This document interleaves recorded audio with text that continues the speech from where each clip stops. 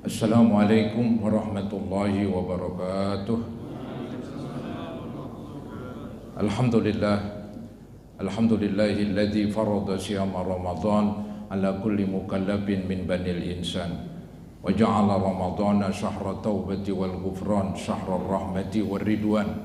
Wassalatu wassalamu ala sayyidina wa maulana Muhammadin sayyidi waladi adnan wa ala alihi wa ashabihi zawil fadli wal ihsan, amma ba'd. Hadirin saudara-saudara jamaah Majlis Ta'lim Masjid Al-Ibadah yang saya muliakan, wabil khusus pimpinan Al-Mukarram Bapak Haji Samsuddin dan para pengurus yang lain, serta para tokoh masyarakat, para guru-guru, para asatizah, para hujjaj, bapak-bapak dan ibu-ibu, as-shaimun was-shaimat yang berbahagia. Syukur alhamdulillah, di subuh menjelang pagi ini kita berkesempatan lagi untuk menghadiri pengajian rutin di bulan Ramadan. Mudah-mudahan pengajian ini besar manfaatnya buat kita sekalian, dan semoga Allah Subhanahu wa taala terus membukakan pintu hati dan pintu ilmu yang seluas-luasnya, sehingga dengan mudah kita dapat menerima dan menyerap ilmu-ilmu dan nasihat-nasihat agama. Dan juga kita mengharap semoga kehadiran ini mendapat balasan pahala yang sebesar-besarnya, dan semoga dengan kemurahan Allah diampuni kekurangan, kesalahan dan dosa-dosa kita. Amin ya mujibas sajidin.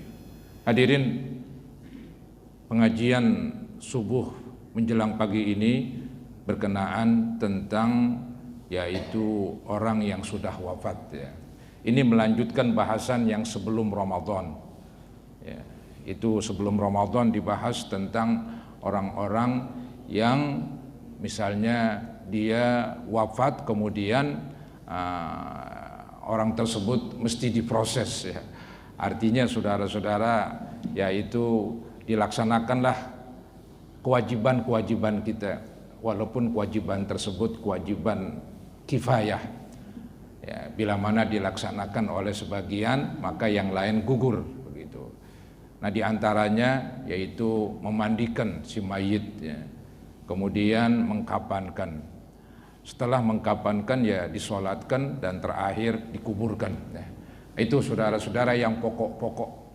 Ini tentang bagaimana Nabi Muhammad SAW ketika berada di kuburan ya. Jadi beliau juga sering mengantar orang yang wafat untuk dikubur, karena memang pahalanya saudara-saudara begitu besar ya.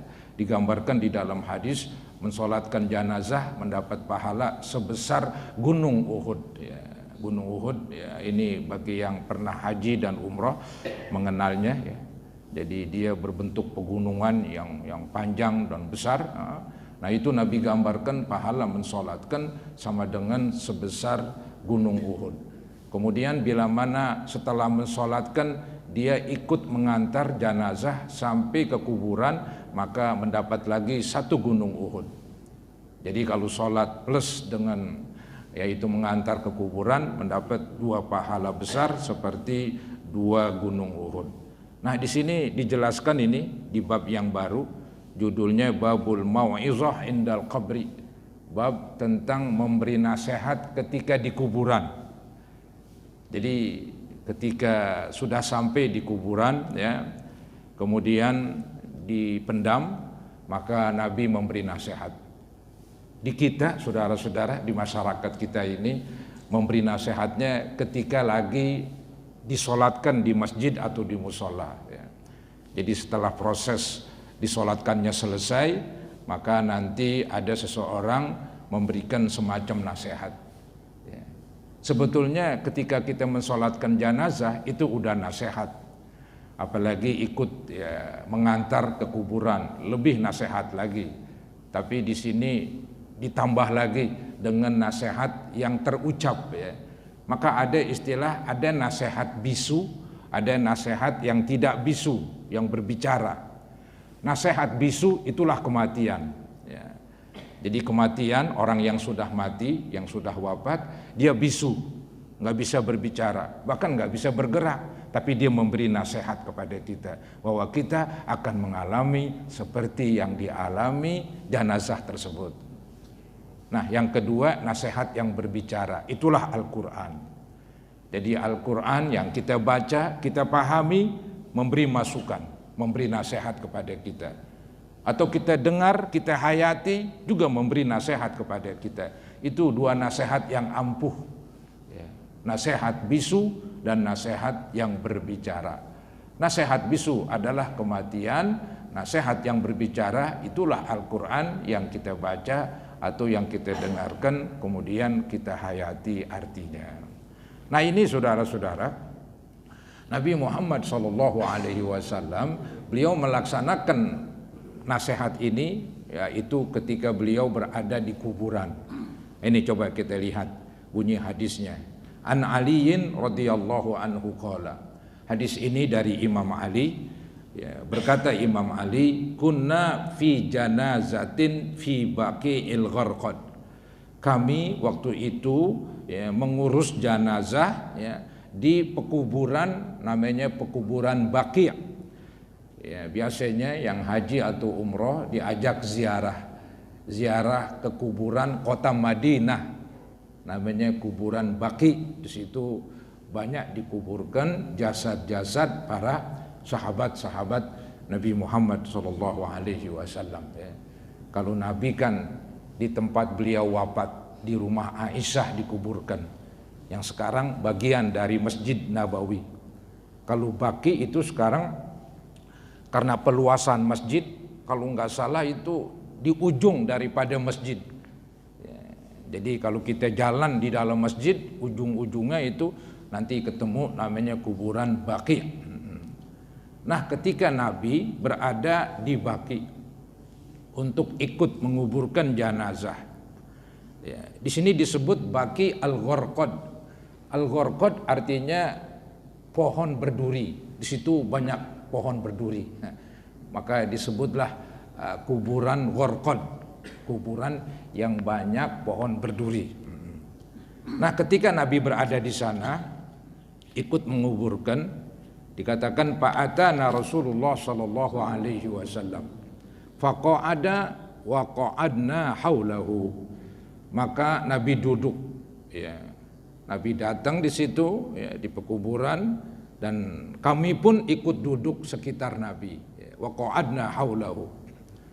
Ini saudara-saudara menggambarkan jenazah ini sudah dikuburkan. Jadi setelah selesai dikuburkan, Nabi duduk, kemudian sahabat pun ikut duduk. Di kita saudara-saudara ada yang namanya talqin di kubur. Talqin itu kan mengingatkan si mayit supaya nanti kalau ditanya marrabbuka, siapa Tuhan kamu, wa man nabiyuka, siapa nabi kamu, dia bisa menjawab. Ini semacam mengingatkan saja. Loh, emang orang yang meninggal mendengar? Ya mendengar, saudara-saudara. Ada hadis sahih menerangkan derap kaki kita ketika berjalan meninggalkan itu didengar oleh mereka. Mungkin mereka lebih peka dibandingkan yang hidup, yaitu Allah buat demikian. Maka di dalam mazhab Syafi'i itu disunatkan kalau orang mati ditalkinkan, didiktikan dengan bacaan-bacaan yang biasa itu tertera dalam buku khusus. Nah, ini Nabi Muhammad SAW, beliau duduk di situ, kemudian kami pun duduk di sekitar kuburan. Wa ma'ahu mikhsaratun, dan bersama Nabi yaitu mikhsarah. Mikhsarah ini tongkat. Ya, ini para hadirin nih lagi puasa ya, nggak boleh minum. Jadi Nabi memegang tongkat, tongkat yang melengkung begitu, itu namanya mikhsarah, yang ujungnya melengkung. Kemudian dikatakan banakaza, Nabi menundukkan kepala. Wa ja'ala yankutu bi mikhsaratih. Kemudian Nabi membuat garis-garis dengan tongkatnya. Ya, membuat garis-garis dengan tongkatnya pada tanah padang pasir itu. Seraya berkata, summa qala, kemudian Nabi bersabda, ma minkum min ahadin illa wa qad kutiba maq'aduhu minan nar. Tidaklah daripada kamu kecuali sudah ditulis tempat duduknya di neraka, wa maq'aduhu minal jannah, dan ditulis tempat duduknya di sorga. Ini Nabi ingin menjelaskan bahwa Allah Subhanahu wa ta'ala itu ya, sudah menulis tentang akhir kehidupan manusia. Ada yang di sorga, ada yang di neraka. Ini yang kita sebut takdir. Ya. Apa itu takdir? Takdir itu adalah pengetahuan Allah, ilmullahil azali, pengetahuan Allah yang dahulu tentang nasib manusia nanti. Ya. Jadi sebelum manusia diciptakan Allah sudah tahu si fulan di neraka dan si anu di sorga, begitu. Ini bukan berarti yang sering saya katakan Allah memaksa mereka seperti dalang, ya, itu kan mengatur wayangnya. Enggak begitu para hadirin. Cuman di sini sebatas Allah Maha mengetahui. Ini berkenaan dengan ilmu Allah. Bukan berkenaan dengan kekuatan memaksa begitu, enggak ada. Itu takdir saudara-saudara ya. Jadi memang kadang-kadang dalam bahasa gaul disebut ketentuan Allah. Mungkin pemikiran orang Allah sudah tentuin. Ya, menggambarkan Allah semacam seandainya orang ingin berbuat baik karena Allah tentuin dia masuk neraka ya jahat juga begitu. Enggak demikian saudara-saudara. Jadi yang saya pahamin takdir itu sebatas pengetahuan Allah. Sebagai contoh, anggap saya orang pandai, orang pintar, luar biasa begitu, mengetahui hal yang gaib. Saya bilang, si fulan hari anu nanti akan demikian. Dan benar terjadi, hari anu dia demikian. Apakah saya memaksa dia? Enggak. Ya. Atau saya ini mengetahui si Ahmad nanti di hari Kamis bulan Ramadan dia akan ikut pengajian. Gitu. Benar-benar terjadi di hari Kamis pagi dia ikut pengajian. Apakah saya paksa dia ikut pengajian? Enggak. Agak sulit memang, tapi saya ingin mempermudah aja begitu. Atau kebalikannya dah, si fulan nanti di hari anu akan berzina. Apakah saya paksa dia berzina? Saya hanya sebatas tahu, saudara-saudara. Itulah yang namanya Tuhan, mengetahui sebelum terjadi. Kalau bukan begitu ya bukan Tuhan namanya. Yang namanya Tuhan itu ilmunya tidak terbatas. Ya, kalau kita terbatas ilmu kita. Manusia ini sangat terbatas ilmunya. Ya. Tapi kalau Allah tidak terbatas mengetahui hal-hal yang akan terjadi. Nah, sampai-sampai seseorang di neraka, seseorang akan masuk surga, itu sudah ada dan Allah sudah ketahui. Tapi nggak ada satupun makhluknya mengetahui. Hanya Allah doang yang tahu. Begitu. Seandainya Allah memberitahu, yaitu diberitahu, misalnya oleh Allah diberitahu kepada Nabi Muhammad nanti akan terjadi demikian. Tanggal anu, bulan anu akan terjadi demikian misalnya. Nah, itu karena Allah beritahu seorang nabinya. Pada dasarnya nggak ada yang mengetahui. Maka dari itu nggak ada alasan kita berpangku tangan mengatakan udah ini takdir saya. Ya, saya harus ngikutin begitu. Jadi saudara-saudara ini membuat manusia jadi seakan-akan bertopang dagu nggak mau usaha. Maka disuruh berusaha. Nah ini yang terjadi. Coba kita lihat nih. Setelah Nabi mengatakan ma minkum, tidaklah dari kamu, min ahadin, dari salah seorang, illa wa qad kutiba, kecuali telah ditulis. Lihat kata-katanya, ditulis. Bukan dipaksa, bukan. Saya paksa dia untuk berbuat baik, saya paksa dia untuk jahat, enggak ada. Ditulis, kutiba maq'adahu, ditulis bangkunya, tempat duduknya, minan nar, dari neraka, wa maq'aduhu minal jannah, dan ditulis bangkunya di sorga. Maka sahabat bingung ini, sama dengan kita nih, kata sahabat nih ya, faqalu ya Rasulullah, Mereka berkata, wahai Rasul, afala natakilu ala kitabina, apakah kita enggak bersandar saja dengan apa yang telah ditulis buat kami? Apakah kita enggak bersandar saja apa yang ditulis oleh Allah? Lagi sebetulnya kata-kata apakah kami bersandar saja, ini kan harus tahu apa yang Allah tulis. Kita kan nggak tahu masalahnya. Bagaimana kita mau bersandar? Kecuali memang ditulis kita ini bahwa kita ini ya akan dapat ini, ya kita diam aja udah. Kita udah tahu dapat ini. Tapi kan nggak ada yang tahu takdirnya, nggak ada yang tahu takdir orang. Ya, jadi yang tahu hanya Allah. Memang kalau sudah terjadi kita tahu, ini dia, udah terjadi. Yang sudah terjadi nggak bisa mundur lagi. Kayak sekarang nih, Anda ditakdirkan hadir di sini, nyatanya ada. Kalau nggak ditakdirkan, Anda di mana-mana mungkin.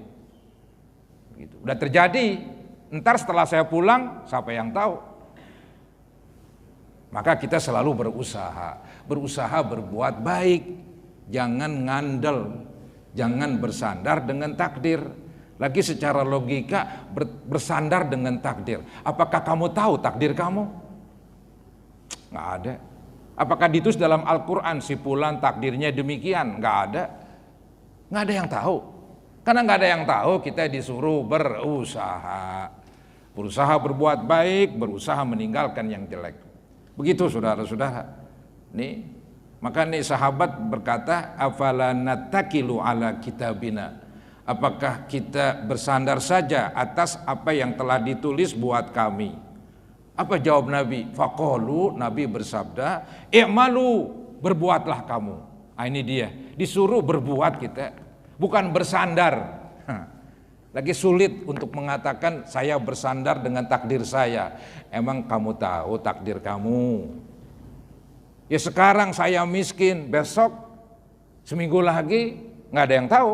Sekarang benar saya miskin, buktinya emang nggak punya apa-apa. Takdir saya sekarang nih jam ini misalnya miskin. Tapi entar 2 menit lagi, 3 menit lagi, sejam lagi nggak ada yang tahu. Mungkin tahu-tahu ada orang kasih uang banyak banget, berubah langsung. Yang tadinya miskin jadi kaya, nggak ada yang tahu saudara-saudara. Jadi yang telah terjadi otomatis takdir, udah kita tahu. Yang akan terjadi nggak ada yang tahu, maka disababkan, diusahakan, begitu. Seperti musibah, sudah terjadi kecelakaan, takdir. Kita bilang ini takdir dari Allah, maka kita jadi tenang, kita serahkan kepada Allah. Sudah terjadi, yang akan datang harus hati-hati. Anggaplah kemarin mungkin kita nyebrang agak meleng, terjadi kecelakaan. Ya udah terjadi, mau dibilang apa? Takdir udah, supaya adem, nggak macam-macam, nggak neko-neko, nggak stres. Kembalikan kepada takdir. Kalau nggak percaya sama takdir, jadi stres. Timbul pertanyaan, kenapa? Sudah hati-hati, kenapa mulu, saudara-saudara. Ini bukan solusi begitu. Yang sudahlah kita bilang ini takdir dari Allah. Yang akan datang, hati-hati. Maka ada hadis mengatakan jangan sampai kecebur dalam satu lubang 2 kali. Tuh, itu menggambarkan kita disuruh berusaha terus. Itulah saudara-saudara pemahaman takdir. Bukan takdir malah nyerah begitu. Nggak ada itu. Ya. Jadi apala natakilu ala kitabina, apakah kita hanya bergantung, bersandar atas ketentuan yang udah ditulis buat kita? Apa jawab Nabi? Faqala i'malu, berbuatlah. Berbuat, bukan ngandel. Kemudian setelah itu Nabi jelaskan fakullun muyassarun lima khuliqalah. Maka masing-masing kamu dimudahkan oleh Allah kepada apa yang telah ditulis oleh Allah. Maksudnya ini orang kalau memang ditulis dia ahli sorga, ya dia beriman, dia berbuat baik, bawaannya ke sana. Tapi ditulis dia oleh Allah dia neraka, kayak Abu Jahal, Abu Lahab begitu, itu bawaannya kafir terus, diajak, dirayu, menentang terus, dan matinya kafir. Jadi jalannya tuh begitu. Jadi kalau emang dia itu ahli sorga, jalannya cakep, Ya, dia beriman, dia mau beriman, dia mau berbuat baik, begitu. Tapi kalau jalan neraka dia mau kafir terus, dirayu, diajak, nggak ngaruh dah. Ya, menentang, malah makin menentang, dan matinya dalam pendirian dia. Nah ini saudara-saudara pengertian takdir begitu. Jadi setelah kita percaya kepada takdir, Nabi beritahu bahwa masing-masing orang akan dimudahkan oleh Allah sesuai dengan takdirnya. Akan dimudahkan oleh Allah sesuai dengan takdirnya. Itu Nabi ceritakan, Nabi bahas ini ketika lagi di kuburan, ya, ketika lagi di pemakaman, gitu. Jadi biar klop ini menggambarkan kita mesti berusaha. Ya kalau sudah meninggal, ya itu takdir. Ya, sebelum meninggal kita berusaha dan berusaha, ya, untuk ya, menuju kebaikan. Karena kan firman-firman Allah menyuruh yang baik. Nggak ada firman Allah, nggak ada sabda Nabi menyuruh berbuat jahatlah kamu, nggak ada. Disuruh berbuat baik dan juga tinggalkan yang haram, itu yang ada. Nah yang terjadi kadang-kadang di masyarakat, kenapa enggak sholat? Dari sononya dibilang. Dari sononya itu bahasa gaul itu. Seakan-akan dia menyalahkan takdir. Ya emang udah takdir gue enggak sholat, lu mau ngapain sih? Ya, udah katanya. Ini salah besar saudara-saudara. Ya. Dia harus berusaha dong, melaksanakan perintah, meninggalkan larangan. Wa zakara tamamal hadis muttafaqun alaih. Kemudian disebutkanlah lanjutan daripada hadis. Ini hadis riwayat Bukhari Muslim. Jadi begitu saudara-saudara. Yang penting tentang takdir kita percaya yang disebut al-iman bil qadar. Percaya begitu. Percaya kepada takdir. Artinya percaya segala sesuatu sudah ditulis, titik. Sudah. Setelah itu percaya itu kan keyakinan di pikiran kita, di hati kita. Setelah itu kita berusaha. Jangan pernah mengandal dengan takdir. Lagi nggak masuk akal orang ngandal dengan takdir. Ya, bagaimana kamu tahu takdir kamu sehingga kamu bersandar begitu dengan takdir kamu? Nggak ada yang tahu. Yang penting berusaha dan berusaha. Itu aja saudara-saudara ya. Itu saya kira pemahaman yang mudah tentang takdir. Ya. Dan jangan pernah menyalahin takdir. Haram itu, menyalahi takdir. Kenapa enggak sholat? Karena sudah dari sananya. Ya. Kenapa bermaksiat? Karena sudah ditakdirin oleh Allah. Itu berbicaranya lebih dosa, lebih besar dosanya ketimbang dia berbuat dosa itu. Karena dia menyalahin takdir, seakan-akan dia enggak berbuat. Jadi yang salah Allah begitu. Bahaya saudara-saudara, ya. Bahaya. Ini repot ini memahami takdir. Maka ada hadis kalau diterangkan takdir jangan terlalu dalam. Kalau terlalu dalam ntar jadi pusing pikirannya. Jadi sekedar ya pemahaman aja lah yang pokok-pokok begitu. Ya. Biar nggak kacau pemahaman tentang takdir, ya, nggak merusak keyakinan, nggak merusak perbuatan. Ya. Begitu saudara-saudara. Itu Nabi sabdakan ketika di kuburan, Nabi memberi nasihat. Ya.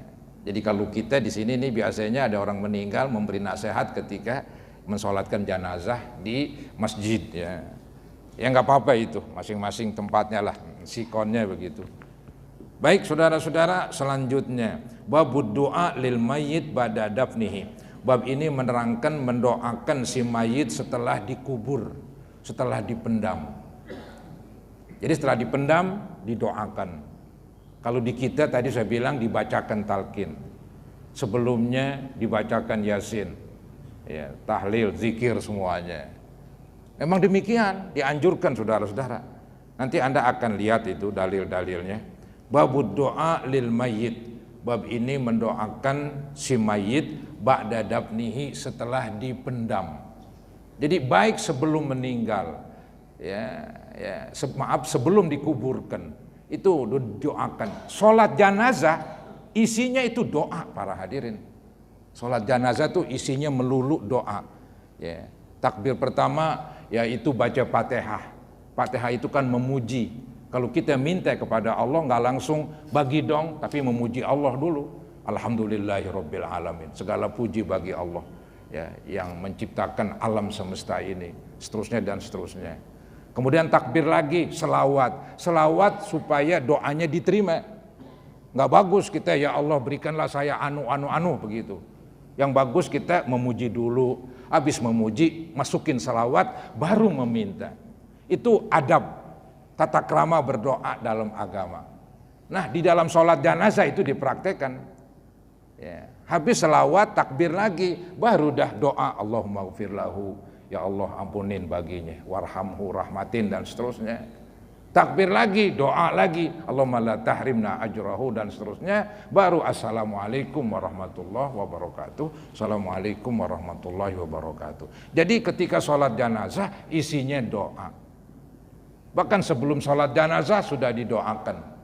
Pernah Nabi diberitahu oleh sahabatnya bahwa si fulan meninggal. Itu yang terucap dari mulut Nabi, Allahumma ghfir fulan bin fulan, ya Allah ampunin. Jadi yang terucap dari mulut Nabi itu doa. Itu sebelum diapa-apain, belum dimandikan, belum diproses begitu ya.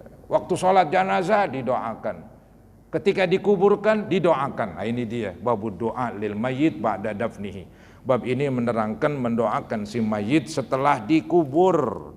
Kemudian wal qu'ud inda qabrihi, dan duduk di sisi kuburannya. Ya itu berzikir, kemudian talqin ya. Jadi seberapa lama nanti ada hadis itu. Sahabat Nabi namanya Amr bin As dia berwasiat, kalau saya meninggal kamu jangan langsung kabur setelah nguburin begitu. Tunggulah saya seukuran orang menyembelih seekor onta dan membagi-bagikan dagingnya. Berapa jam itu? Ya. Jangan langsung pulang, jangan saya ditinggalkan sendirian, begitu kata sahabat. Ya. Maka nanti Imam Syafi'i menyuruh dibacakan Al-Quran. Kalau perlu khatam sampai habis. Maka orang-orang dulu ada istilah ngaji kubur. Ya. Ngaji kuburan itu. Ditungguin kuburannya. Tapi ya boleh aja ngaji kubur di rumah. Cuman kalau di kuburan tuh lebih hebat lagi, lebih mantap lagi. Orang yang di kuburan semuanya mendapat siraman rahmat dari Al-Quran itu ya. Jadi boleh saja orang ngaji kubur di rumah. Tapi yang keren tuh ya zaman dulu dibikin rumah-rumahan ya. Ingat mungkin ini bikin tarub, kemudian di situ ada yang ngaji kubur, ada yang seminggu, ada yang 2 minggu, konon ada yang seumur hidup saudara-saudara. Artinya lama banget itu, berbulan-bulan, bertahun-tahun diajiin kuburnya. Kebetulan yang meninggal orang kaya saudara-saudara. Itu di Cepete itu, di Blok A ya. Ada ceritanya begitu wallahu alam. Baik, jadi wal qu'ud inda qabrihi, dan duduk di sisi kuburannya ya. Sa'atan lid doa, sesaat untuk mendoakan. Sesaat untuk mendoakan, ya berapa sajalah tergantung kitanya. Kemudian wal istighfar, kita minta ampun, wal qiraah, membaca ya, untuk yang meninggal itu. Alhamdulillah praktek di lingkungan kita udah oke saudara-saudara. Ya emang ngikutin ini, ngikutin penjelasan dari kitab hadis Riyadhus Shalihin. Nih hadisnya nih. Diterangkan an Abi Amr, wakila Abu Abdullah, wakila Abu Laila, Uthman bin Affan radhiyallahu an. Ini hadis dari sahabat Nabi namanya Utsman, khalifah ketiga. Berkata beliau, kana Nabi sallallahu alaihi wasallam, adalah Nabi idza furigha min dafnil mayyit, bila mana selesai menguburkan waqafa alaih. Kemudian beliau berhenti di situ dan bersabda, faqala istaghfiru li akhikum, minta ampun buat saudara kamu ini. Jadi setelah selesai menguburkan, Nabi bersabda, ayo kita minta ampun buat yang dikubur ya. Jadi astaghfirullah li wa li hazal mayyit misalnya. Ya Allah ampuninlah saya dan ampunin si mayit ini misalnya. Itu contoh aja saudara-saudara. Nabi mintakan supaya yang dikubur barusan ini dimintakan ampunan buat dia, istighfar katanya. Ya, istaghfiru li akhikum, minta ampunlah buat saudara kamu. Wasalu lahu tathbit, dan mohonlah kepada Allah supaya ditetapkan. Ya, nggak gelisah nanti menjawab pertanyaan dari malaikat. Ya, jadi at-tatsbit supaya tetap kokoh ya. Ini ada ulama menggambarkan seperti seseorang diinterogasi oleh polisi. Boleh jadi ketika diinterogasi oleh polisi dia agak gelisah. Tapi kalau ada yang nemenin saudara-saudara, ada yang nemenin begitu, walaupun mungkin di lain kamar, diinterogasi di satu kamar, yang nungguin temannya di kamar yang lain, masih enakan, bawaannya ya enakan dikit lah. Kalau sendirian bingung begitu. Inilah hanya gambaran saja para hadirin. Maka tuh sahabat Nabi mengatakan begitu, kalau saya meninggal nanti kamu jangan langsung pergi, temani saya agar saya bisa mantap menjawab pertanyaan malaikat, man rabbuka wa man nabiyuka dan seterusnya begitu. Ini sih nggak perlu dihafal, langsung otomatis orang Islam bisa menjawab. Kalau orang kafir, kami nggak tahu, saya nggak tahu, langsung digebukin sama malaikat. Begitulah gambarannya. Ya. Jadi istaghfiru li ahikum, minta ampunlah buat saudara kamu. Wasalu lahu tatsbit, mohonlah kepada Allah agar orang tersebut ya bisa menjawab tenang. Ya. Fa innahul ana yus'al, maka sesungguhnya dia sekarang ditanya, dia lagi ditanya kata Nabi. Ya. Jadi begitulah saudara-saudara gambaran bahwa seseorang yang sudah dipendam, ya alangkah baiknya jangan ditinggalkan begitu saja. Kita baca surah Yasin bahkan diingatkan, itu isi talqin tuh diantaranya tuh nanti kalau kamu ditanya siapa Tuhan kamu, jawablah Tuhan kamu adalah Allah. Kalau ditanya siapa nabi kamu adalah Muhammad SAW dan seterusnya. Anda bisa lihat kitab kecil yang di situ ada talqin. Ya. Ya. Itu ngingetin aja saudara-saudara. Ya. Hukumnya ya sunat, itu nggak diwajibkan. Yang wajibkan kalau orang mati hanya 4. Ini yang wajib. Fardu kifayah, yaitu memandikan, membungkus alias mengkapankan, mensolatkan, menguburkan. Udah nih yang 4 nih yang pokok. Ini tambah-tambahan. Ini disunatkan ya, gitu. Hadis rawahu Abu Daud ya. Satu lagi saudara-saudara, satu lagi ini tanggung hadisnya nih. Wa an Amr bin al-As radhiyallahu an. Hadis kedua, hadis dari Amr bin As. Ini juga sahabat Nabi, Amr bin As ya. Berkata beliau, qala idza dafantumuni, apabila kamu nanti menguburkan saya. Ini semacam ya, pesan dari Amr bin As kepada putranya dan keluarganya. Jadi idza dafantumuni, apabila nanti kamu memendam saya, menguburkan saya, fa'aqimu, maka berdiamlah di situ. Fa'aqimu artinya pamkuthu, berdiamlah. Maksudnya jangan langsung pulang, habis kuburin langsung tinggal. Ini sahabat Nabi ini, dia padahal ahli ibadah, sahabat Nabi kan keren, tapi masih memohon. Kalau saya meninggal, kamu jangan langsung kabur. Gitu. Tungguin dulu saya. Ya, fa'aqimu, artinya pamkuthu, tetaplah kamu di situ. Haula qabri, sekitar kuburan saya. Seapa qadromatun haru, seukuran disembelih jazurun, seekor onta. Wa yuksamu lahmuha, dan dibagi-bagi. Itu lamanya para hadirin. Jadi kalau saya meninggal, kata Amr bin As, kamu jangan langsung pergi. Tunggulah saya, seukuran orang menyembelih seekor onta dan membagi-bagikan dagingnya. Jadi lumayan lama saudara-saudara ya. Kita berkorban itu menyembelih 1 ekor, membersihkan, dicacak, dibagi-bagiin, ya cukup lama. Itulah permohonan Amr bin As sahabat Nabi. Dia nggak sembarangan memohon demikian. Dia dapat ilmu-ilmu yang didapat dari Nabi Muhammad SAW. Begitu. Apa tujuannya ini? Supaya sahabatnya jangan langsung, anak-anaknya, kawan-kawannya jangan langsung pergi setelah dikuburkan dirinya. Nah, disuruh tungguin. Tujuannya apa nih? Hatta asta'nisa bikum, sehingga saya tentram. Asta'nisa ini saya artiin asy'uru bil uns, merasakan tentram. Biar saya lebih tentram karena kamu nemenin saya. Tadi saya bilang orang diinterogasi, ya, kalau ada yang ngikut serta, apalagi yang Kayak zaman sekarang kan ketika diinterogasi biasanya kan ada pengacara ikut serta begitu. Itu mungkin lebih tenang lagi dia. Anggaplah di sendirian di kamar, tapi teman-temannya sedang nunggu di luar, itu dia pun masih tentram. Ya. Nah, ini begitulah gambarannya. Hatta astanisa, sehingga saya tentram bikum dengan kamu, dengan keberadaan kamu di sekitar kuburan saya jadi tentram. Wa a'lamu madza uraji'u bihi rusula rabbi, dan saya jadi tahu apa yang perlu saya jawab terhadap pertanyaan-pertanyaan utusan Tuhanku, itu para malaikat, supaya nanti saya bisa menjawab enggak gagap begitu. Ya, menjawab pertanyaan dengan lantang, dengan lancar, enggak gagap. Jadi menjawabnya dengan jelas begitu. Itu keinginan Amr bin As begitu. Hadis ini rawahu Muslim, riwayat Imam Muslim. Hadis sahih. Wa qad sabaqa bitulihi, dan ini hadis sudah berlalu dalam kitab Riyadhis Shalihin dengan keseluruhannya. Ini hanya dipotong sebagian. Qala Syafi'i, Imam Nawawi mengutip Imam Syafi'i ini. Qala Syafi'i rahimahullah, berkata Imam Syafi'i, wa yustahabbu ayyuqra'a indahu syai'un minal Qur'an.